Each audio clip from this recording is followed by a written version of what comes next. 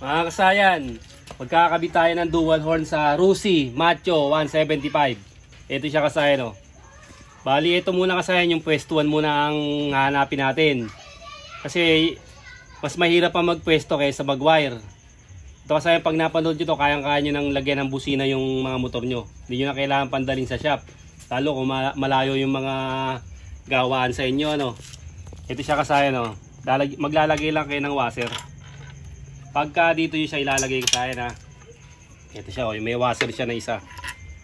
Ito yung pinaka-washer niya. Sa kabila kasayan, ganun din. Ito yung washer niya sa kabila. Ngayon kasayan, dito na lang natin siya ilalagay. Dito kasayan na pwede rin dito. Kasi mukhang maganda rito kasayan, eh. Ito. Dito nyo ilalagay kasayan, ha. Tatanggalin nyo lang to. Pagtanggal nyo rito kasayan, aalisin nyo yung parang goma nya. Ito siya kasayan, no? Meron siyang goma talaga pala, goma. Ayan. Aalisin nyo lang yan kasayan, tapos dito natin ilalagay yung yung busina. Pero bago nyo siya kasayan, ganito ang gagawin nyo. Ito yung ito yung i-terminal. Papasok nyo lang dyan yung i-terminal. Tapos ito naman yung yung relay terminal. Tapos i-terminal nandito. Ito na yung pinaka body ground. Etong magkahiwalay na to, ito na yung pinaka positive nya. Ayan na. Ito na yung magiging positive ng ating busina. Ito na ngayon yung negative. Ibig sabihin wala na tayong ilalagay na negative sa wire. Ito na siya. Dito natin siya ipupesto kasayan. Pero kailangan muna natin siyang i-testing para sigurado. Punta mo tayo sa battery. Tuwa mo to kasayan. Ito yung battery niya. Lapit ka dito kasayan para makita nila yung yung pag-testing. Ito siya ngayon, ganito yung pag-testing niya kasayan para malaman nyo kung meron na tong ground, ha. Kahit magkabaligtaran, lagay nyo lang to. Positive, negative, kahit magkabaligtaran to, ha. Ganito yung pag-testing sa busina. Kung meron na siyang supply. Siya kasayan, ha. Okay itong isa. Ito namang isa. Halimbawa naman, dito naman natin nilagay. Dahil kahit magbaligtaran siya. Siya kasayan, ha. Oo. Ibig sabihin kasayan, bago natin yung pwesto, okay na yung busina. Ipupwesto muna natin kasayan yung busina dito sa harapan. Tutukan mo dito sa harapan para makita nila yung pwesto na paglalagyan. Okay na, wa. Ito na yung ground niya. Ito na yung body ground. Tututok yan dito. Dito natin siya ilalagay. Pasok lang natin to. Tapos papaikutin. Simple lang to kasayan para hindi na kayo bibili pa ng mga tornilyo. Pwede nang ilagay siya rito.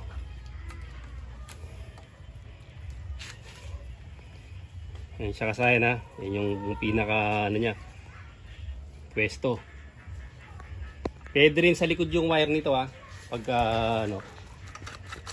kung gusto niyo naman sa likod yung wire para mas hindi siya pagpalitin lang, ito siya. Nasa likod yung wire, hindi sa harap.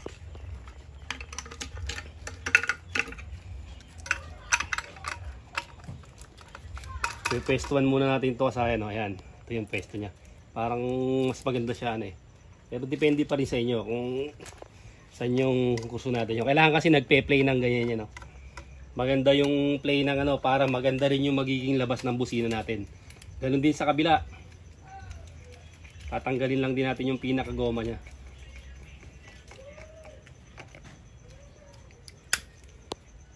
Sa yung pinakagoma, alisin lang din natin to.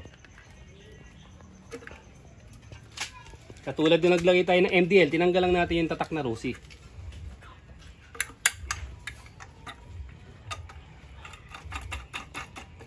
Kasi kasayan dito, ang ganda ng play niya. Pag maganda yung play ng busina, maganda rin magiging tunog. Pero nakadepende sa ganda rin ng wire yun, ha. Ang gagamitin nating wire, circuit brand, ayan siya. Okay, nagpe-play na siya. Ngayon, itetest natin yung pinaglalagyan ng busina kung may ground. Yan, lalagay lang natin sa negative, the battery. Tapos tetest na natin. Okay, meron. Testingin natin ngayon kung meron siyang negative na pumasok.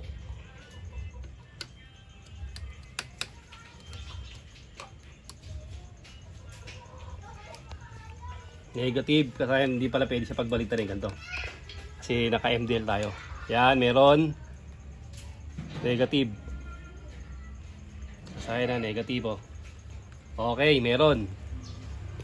Sa body ground na pinagdikitan niya. Ayun, malakas. Ayun siya kasayan na meron. Sa kabila. Ikutan mo kasayan sa kabila para makita nyo lang kung merong ground doon. Yung pinagkabitan. Sa kabila. Okay, ayun, umiilaw. Kita nila yung ilaw. Kita nila na umiilaw. Ito, kailangan makita nila na umiilaw dito para alam nila na mayroong body ground eh, no? Ito, kasama yung ilaw na to. Yan, okay na, mayroon ding ground yan. Okay na yung pwesto natin ng busina. Ngayon, ito yung gagamitin natin sa kanya.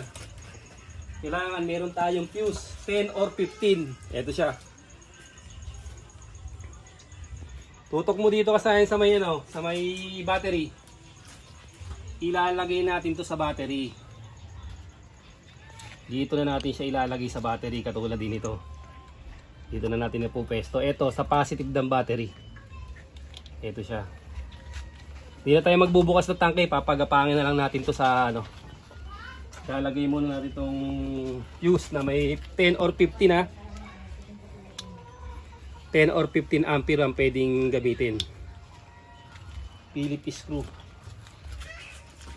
Tutukan mo lang yan kasayan. Para makita nila yung ano.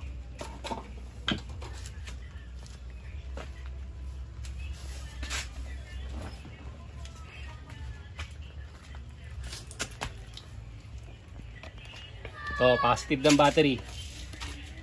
Kailangan meron kayo ditong I-terminal ha. Ito yung I-terminal. Ito yun. Yung I-terminal na gagamitin natin.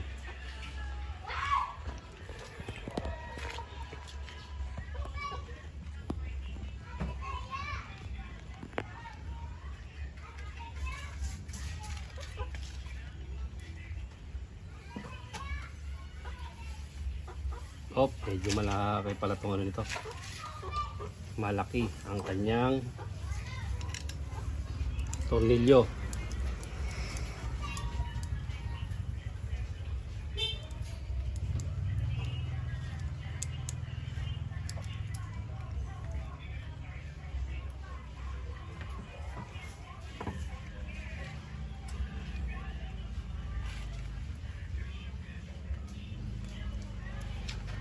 Medyo malito kasi malaki pala yung tornilyo nitong ano na to.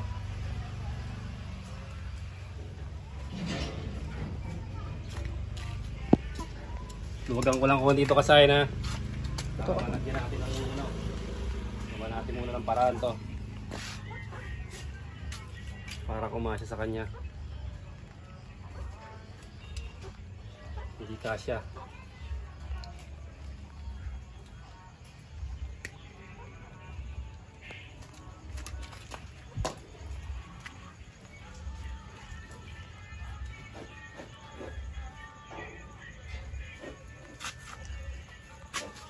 Saya positive.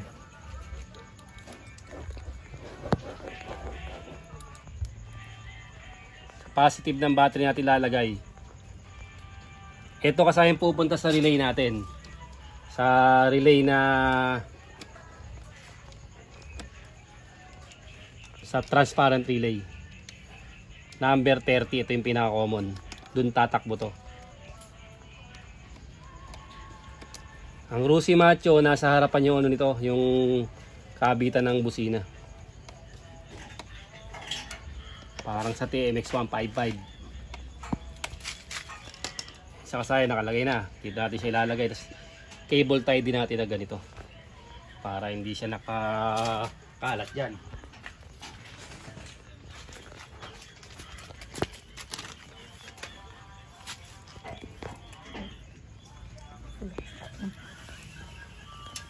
Yan na, huwag lang agad ng spot. Tutukan mo lang ha, para makita natin yung mga kasayan. Pati yung pwestuhan.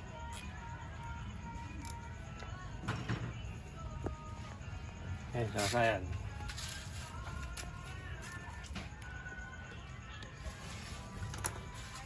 Dito na siya ngayon, gagapang na siya rito. Tapos i-cable tie lang natin yan para hindi siya Hindi naman siya ganun kakalat. Papunta sa harap ko sa akin kasi nandun yung busina. Doon tayo maglalagay ng relay.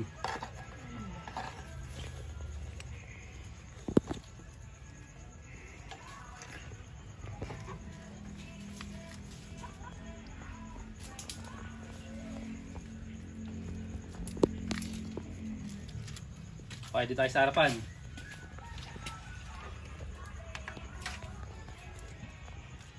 Dito siya dadaan.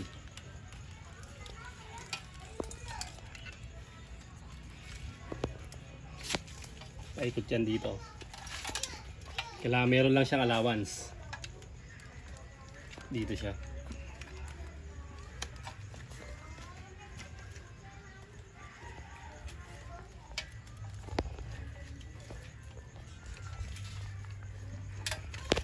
Tanggalin natin ngayon itong kanyang cover.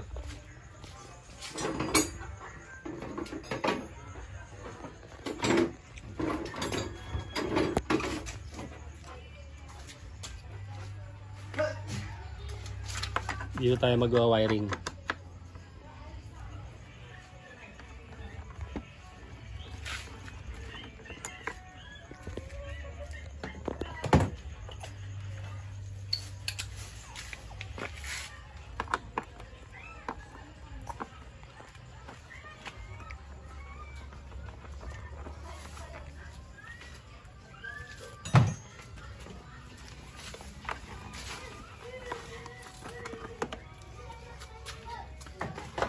Na, mabas na.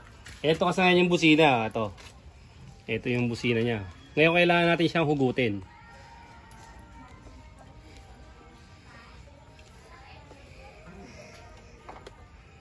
Yung kasayan, hugutin natin itong busina niya.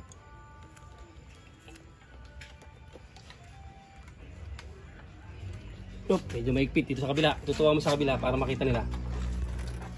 Medyo mahigpit yung ano dyan.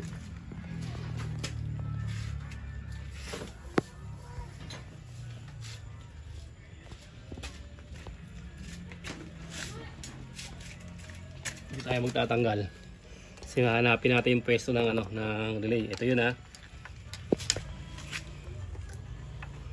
tatanggalin natin yung dalawang nakalagay sa busina. Ito na siya ngayon.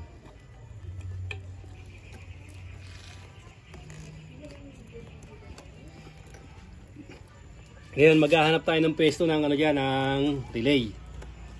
Siguro dito na sa taas. Sa taas nito sa hindi nakakaabala. Dito natin iipit sa taas niya.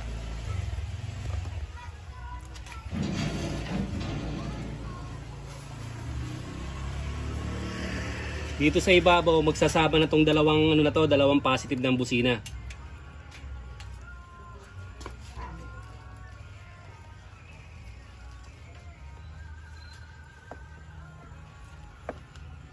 Kita ba kasayan? Kita ba nila yung wire? Kailangan nakikita nila yung ginagawa para hindi sila mahirapan o malito sa paglalagay. Pagka liliko-liko, atras ka konti, hindi siya maiipit yung mga wire. Walang wire na maiipitan.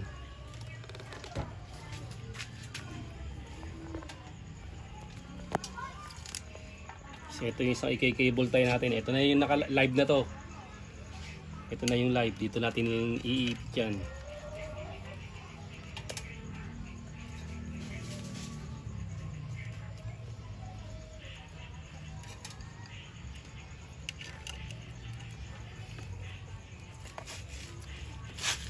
Bali dito natin sa host na to ilalagay yung relay. Cable tie lang natin dito. Kukuha na natin ng magandang pwesto. Sa ibaba.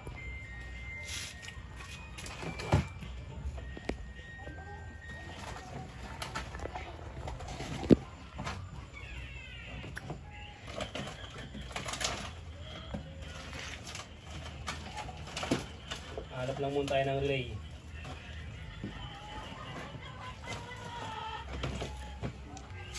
Hanap lang kami ng relay kasayan, babalikan namin kayo. Ito na kasayan yung relay. Ito na yung paglalagyan natin ng Ito na siya kasayan, naka-ready na siya Ito yung tinanggal natin sa busina. Binaba ko muna yung busina para hindi makaabala. Lalagay lang natin siya kasayan sa 85 o 86 kahit magkabaligtaran. Yung tinanggal to sa busina kasayan ha. Tapos ito kasayan yung positive ng busina. Ito siya oh. Yung positive ng busina ilalagay natin sa 87.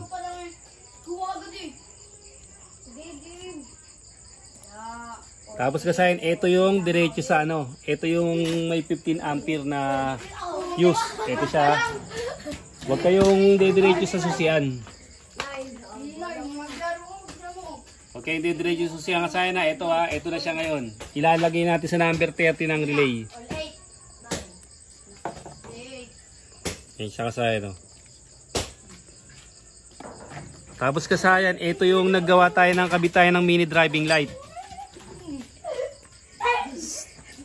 Ito yung nagkabit tayo ng mini driving light. Ito yung ating ano, yung ginawa nating reserba ng ano na pampasing light. Hindi na natin kailangan ng diode kasi 4 wires to. 4 wires to kaya hindi natin kailangan ng diode. Testing ko lang ito sa inyo kasi para makita nyo. Doy pato.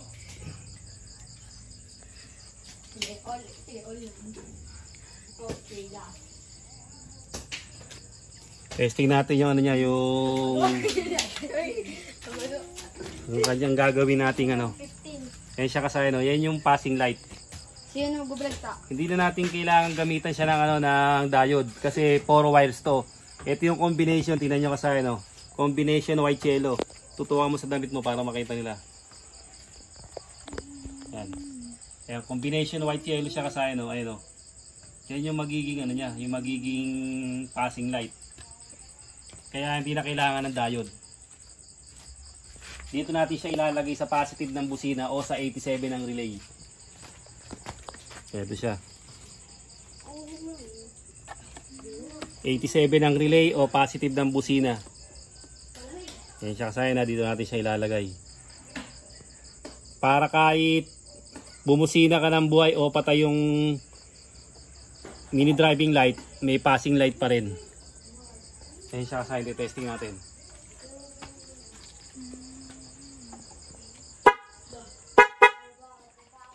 Nakapatayan kasi, nakabukas. Itong sa asin ko lang muna to para makita nila yung passing light.